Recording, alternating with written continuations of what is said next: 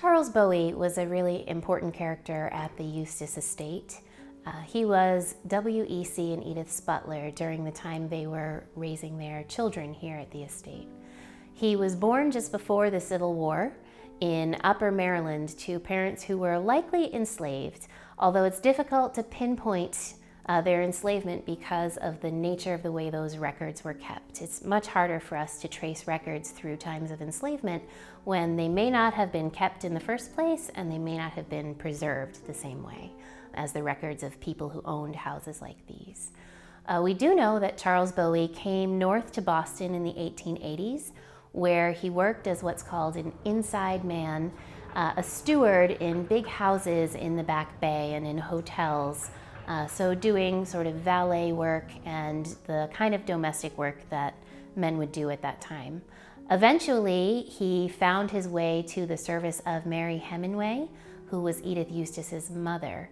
And he worked for her at her home on Mount Vernon Street for several years.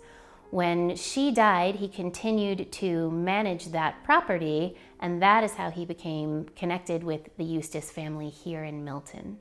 He eventually moved over to Milton, but not before he spent the 1890s in Boston in a really interesting way. Charles Bowie engaged himself with Black political organizing in the 1890s, which is pretty unique. It's something that we don't see very much of. There wasn't a lot of Black political organizing in Boston at that time. But he was a member of something called the Ward 9 Club, later the Ward 11 Club, which formed likely in response to some redistricting that was happening in Boston's Black neighborhoods. So a group of Black citizens got together and formed this political advocacy group that worked to place their members in political positions in Massachusetts. And this is in the late 1890s, so it's a time far after the end of the Civil War when Black political agency was being legislatively suppressed pretty effectively.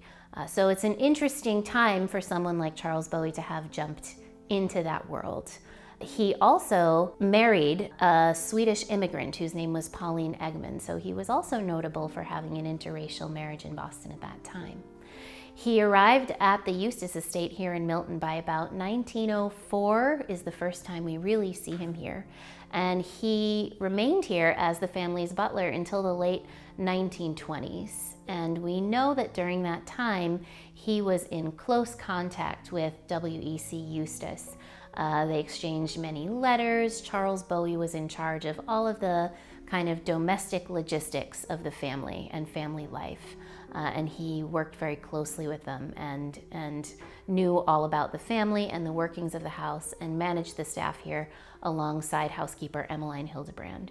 The library that we're in was significant to W.E.C. It was really his personal space where he did his work, probably functioned as an office for him, and where he would have met with Charles Bowie on a pretty regular basis as they discussed sort of the functions and the workings of the house, the kind of logistics that it took to get the family through the day and also from one location to another, because the family often traveled between here and Maine, and Charles Bowie would have been in charge of moving them and their belongings and the other members of the staff who had to travel with them. But this would have been the space where he met with W.E.C. and they discussed the running of the house in a practical way from day to day. So he had a long career here at the Eustis estate and in many ways was just a unique, kind of a notable person, aside from his service here, but just in terms of his life and his experience in Boston. So it's really important that we are able to look back at his story today and